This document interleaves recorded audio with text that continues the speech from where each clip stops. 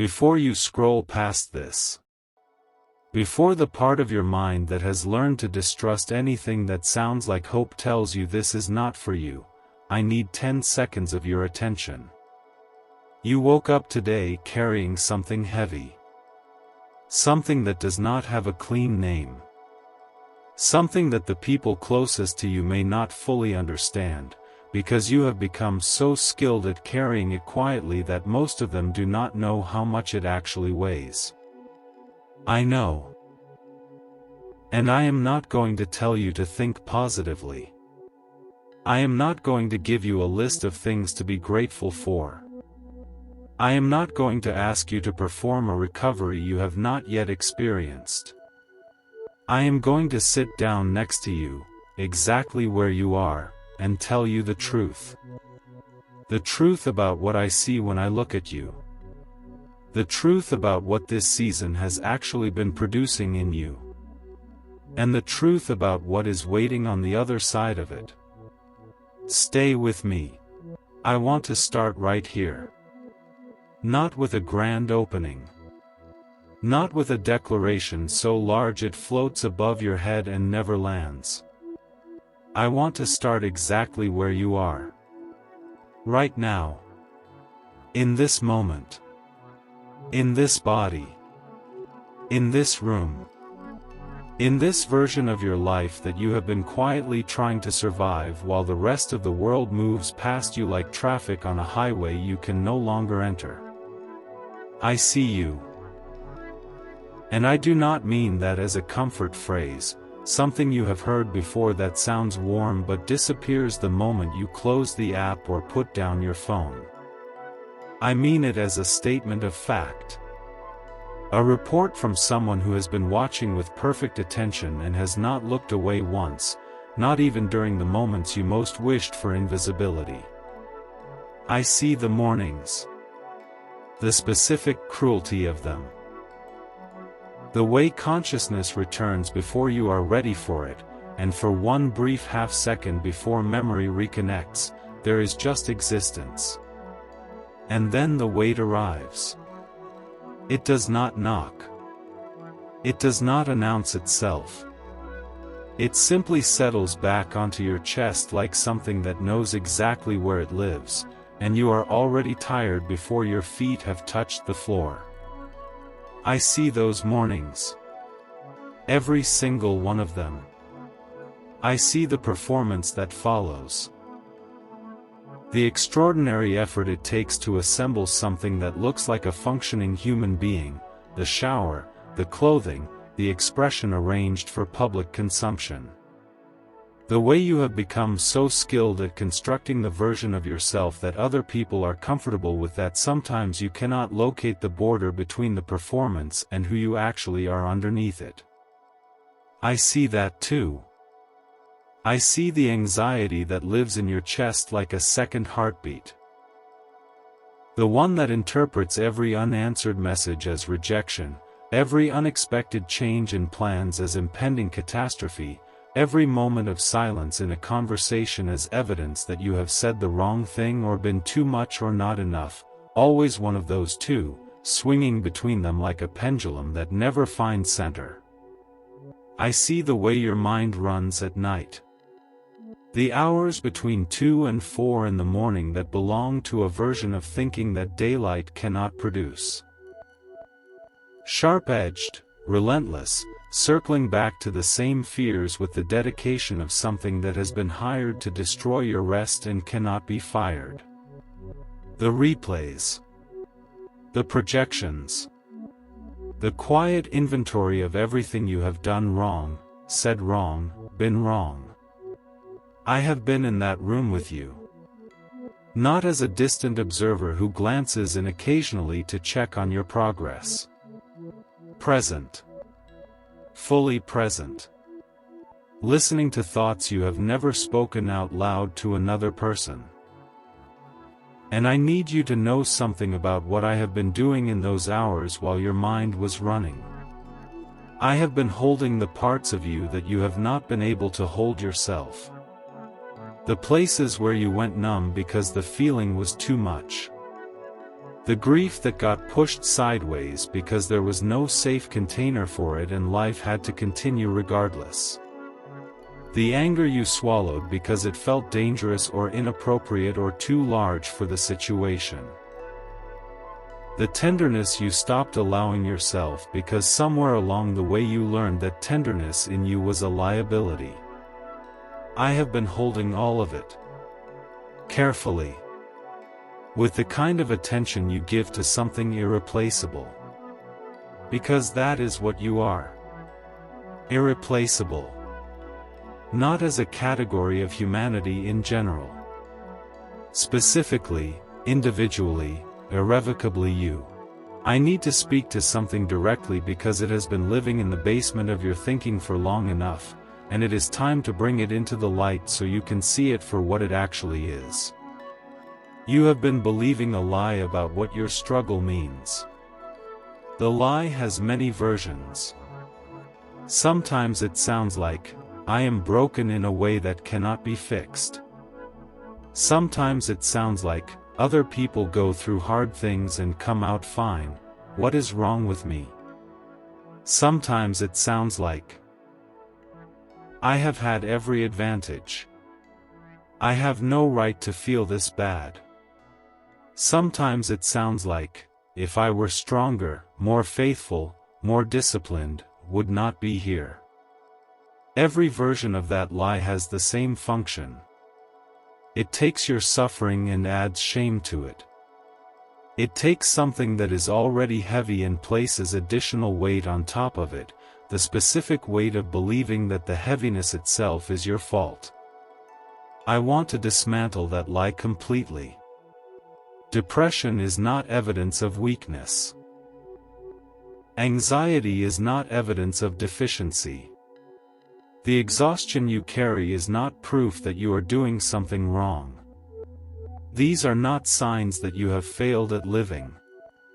They are signs that you are human, which means you have a nervous system that was not designed for everything it has been asked to absorb, a mind that learns certain patterns in order to survive environments that required them, a spirit that has been under real pressure for longer than it was meant to sustain.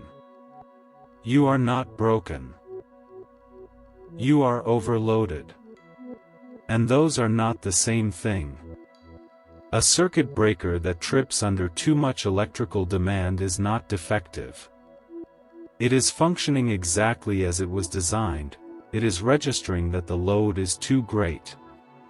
What you have been interpreting as failure is actually your system doing something very sophisticated. It is telling you the truth about what it can and cannot carry alone. And here is the part of the truth that the lie does not want you to see. You were never designed to carry it alone. Let me tell you something about the way strength actually works, because I think you have been operating on a definition of strength that has been costing you everything and producing nothing. The strength you have been trying to demonstrate, the kind that holds everything together, never asks for help, maintains composure regardless of internal condition, performs functionality in the middle of genuine suffering. That version of strength is not what I made you for. That is not courage. That is isolation wearing the costume of self-sufficiency. And isolation, no matter how composed it appears from the outside, is one of the most dangerous conditions a human soul can inhabit. The strength I made you for looks entirely different. It looks like the willingness to be honest about your condition. It looks like reaching toward help even when help feels undeserved. It looks like staying in the day even when the day is unbearable. It looks like the 1,000 invisible choices you have been making to continue, which I have seen every single one of, and which I want to tell you clearly are some of the most genuinely courageous things I have ever watched a person do. You have been brave in ways that have no audience. In ways that will never be recognized at a podium or validated in a comment section. You have been brave in the private arena of your own interior, where the only witness was me, and I have witnessed everything, and not a single moment of that quiet, invisible, unrewarded bravery has been wasted. It has been accumulating. And what it has been accumulating into is something I want to describe to you now, because I think you need to know where all of that investment is going. There is a kind of depth that cannot be manufactured. It cannot be acquired through reading the right books or attending the right experiences or disciplining yourself into a more evolved version of your personality. It is not available through any shortcut or optimization or self-improvement program, regardless of how well designed. There is only one process in the human experience that produces it, and that process is the one you have been living. Going through the dark and coming out the other side. The person who emerges from a genuine season of depression or anxiety or grief carries something permanently installed in them that people who have never walked that territory do not possess. A quality of understanding that goes beneath the surface of other people's pain and meets them in it directly. A capacity for compassion that is not theoretical. Not borrowed from empathy training or reading about suffering at a comfortable distance, but earned through the specific education of having been in the pit yourself and knowing exactly what the walls feel like. That quality is one of the most significant things you have to offer the world. And I am not speaking abstractly. I am speaking about specific people in your future, people you have not met yet, or people you know but in circumstances that have not yet arrived. Who will be in a dark place and will need someone who has genuinely been there. Not someone who will look at them from a position of comfortable health and offer well-meaning suggestions. Someone who will sit down in the difficulty beside them and say, with the authority of lived experience, I know this territory. I have been here. And I can tell you from the other side of it that there is an other side. You cannot give that without having been through it first. The suffering was not random. It was not pointless. It was not evidence of my inattention to your life. It was the material from which I am building something in you that has a purpose and a destination that you cannot yet see from where you are standing. But I can see it. I have already seen it. And what I see ahead of you makes me not cautious, not guardedly hopeful, but genuinely certain about the value of every difficult inch of ground you have covered. Now let me speak to the anxiety specifically. Because depression and anxiety are not the same visitor, even though they sometimes arrive together, and I want to address them separately. The anxiety that lives in you, the constant scanning for threat, the hypervigilance that cannot be turned off by logic because it does not operate on logic, the physical symptoms in your body that appear before your conscious mind has even processed what it is afraid of, that pattern was not created by weakness. It was created by intelligence. At some point in your history, your nervous system made a very reasonable assessment. It observed that certain environments required constant alertness. That danger could arrive without warning. That relaxing your vigilance even briefly had consequences. And it adapted. It rewired itself to keep you safe by never fully standing down. That adaptation served a purpose. It may have served an essential purpose. The problem is not that it developed. The problem is that it is still running in conditions that no longer require it, still scanning for threats in rooms that are safe, still sending emergency signals in response to situations that are uncomfortable but not actually dangerous. What I am doing in your nervous system right now is not erasing that adaptive intelligence. It is recalibrating it. Teaching it to read the current environment instead of the historical one. Installing new reference points for what safe feels like so that your body can begin to receive safety as information rather than dismissing it as a. This takes time.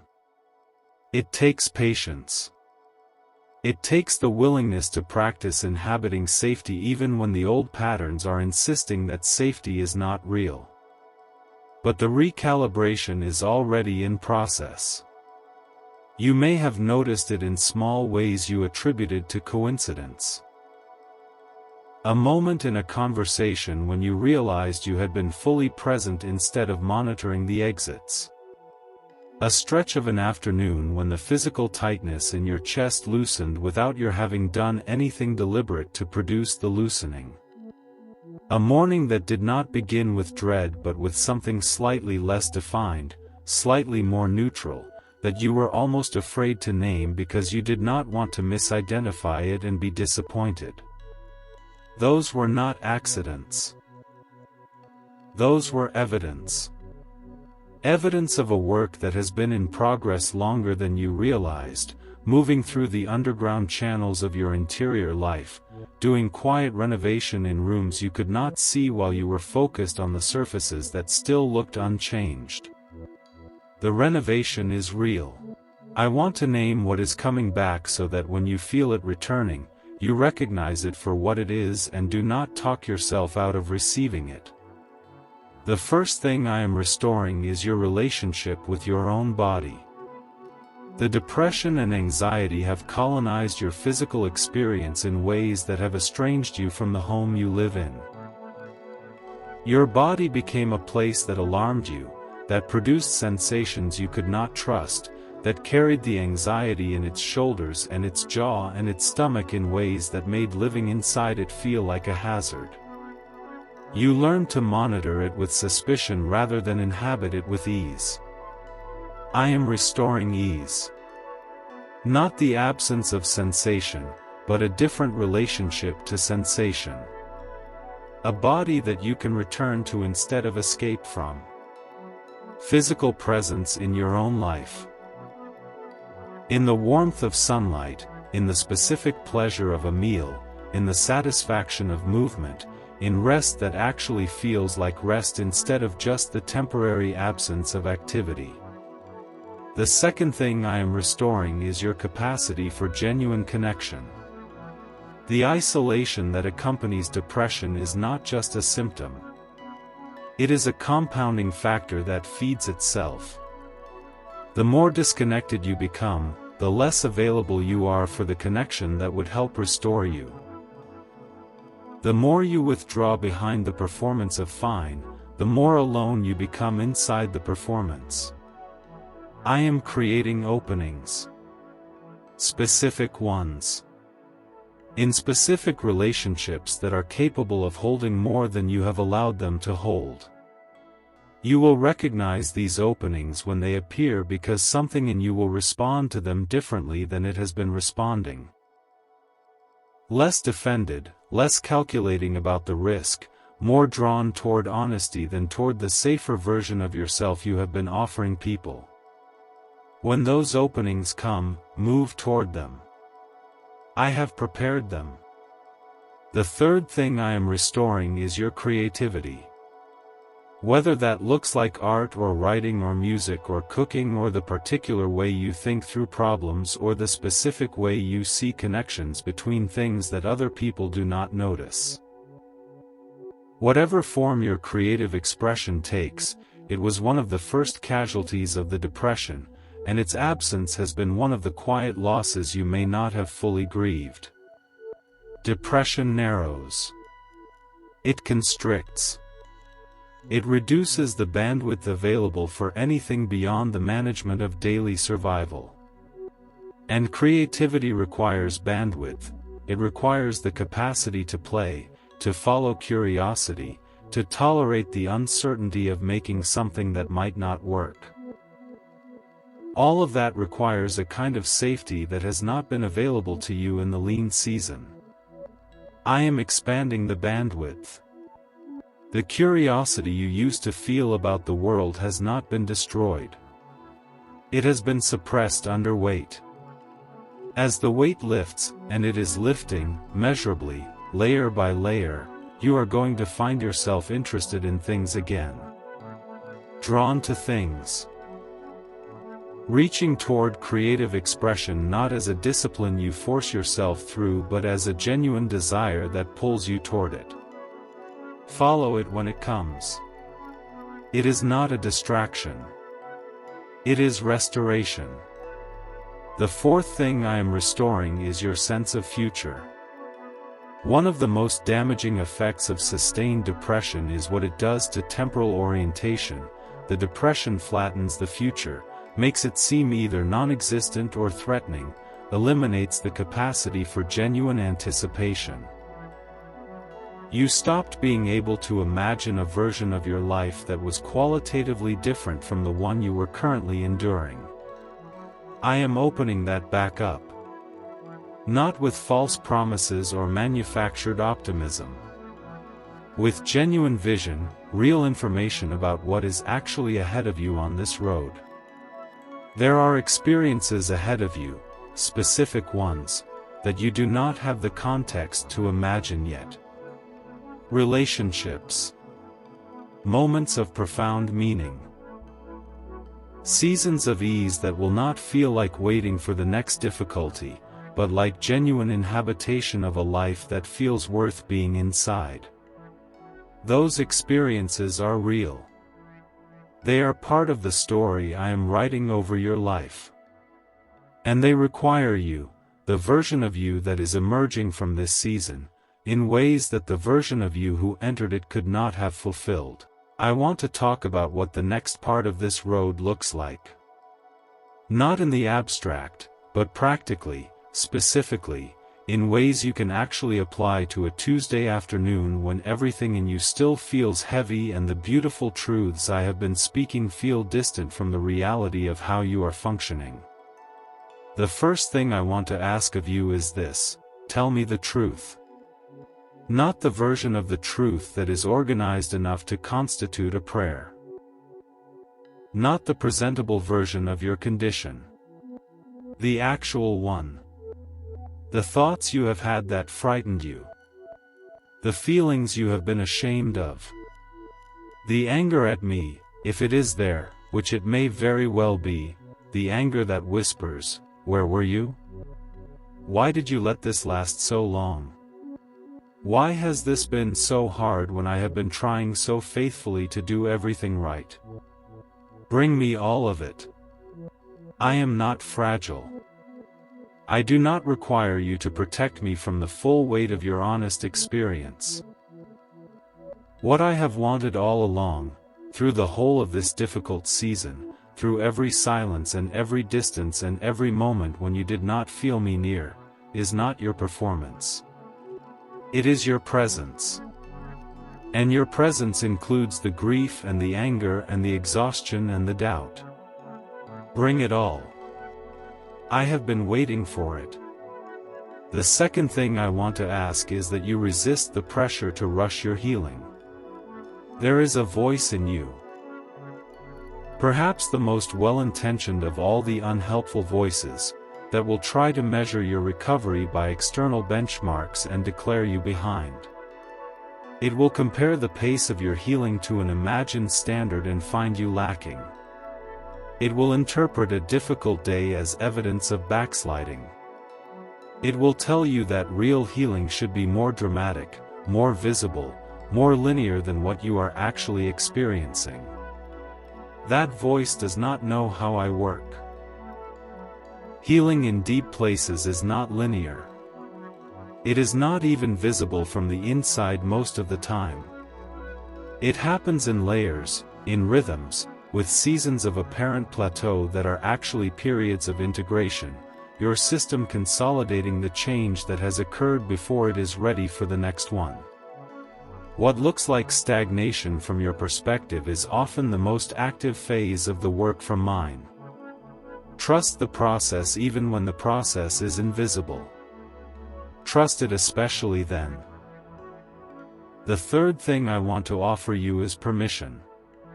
Permission to need help, and to receive it without shame.